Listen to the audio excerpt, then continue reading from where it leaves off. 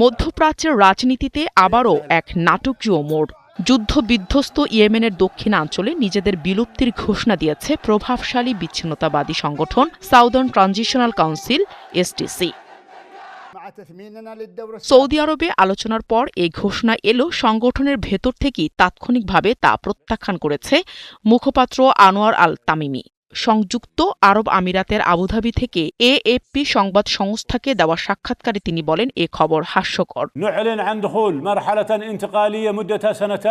এছাড়া তিনি আরও জানান, রিয়াদে থাকা প্রতিনিধি দলের সঙ্গে তার কোনো যোগাযোগ নেই, যা সংগঠনের ভেতরেই বিভক্তির ইঙ্গিত দিচ্ছে। দক্ষিণ ইয়েমেনের ভবিষ্যৎ নিয়েও নতুন করে অনিশ্চয়তা ও উত্তেজনা তৈরি করেছে। শুক্রবার ইয়েমেনি টেলিভিশনে দেওয়া এক বক্তব্যে আল সুবাহি বলেন, দক্ষিণ ইয়েমেন ও প্রতিবেশী দেশগুলোর শান্তি ও নিরাপত্তার রক্ষার স্বার্থেই এটিসি ভেঙে দেওয়ার সিদ্ধান্ত নেওয়া হয়েছে। আমরা সংযুক্ত আরব আমিরাতের আগের ভূমিকা এবং সৌদি আরবের নেতৃত্বের বৈধতাকে সমর্থন করি, একই সাথে তাদের প্রচেষ্টার প্রশংসা করি।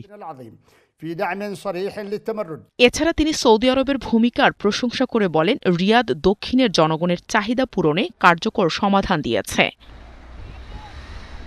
তবে বিশ্লেষকদের মতে গত ডিসেম্বরে সৌদি সমর্থিত সরকারি বাহিনীর বিরুদ্ধে সামরিক অভিযান চালিয়ে তেল সমৃদ্ধ হাদ রামাউত ও আল মাহরা দখল করায় এটিসি বড় ধরনের রাজনৈতিক ভুল করেছে।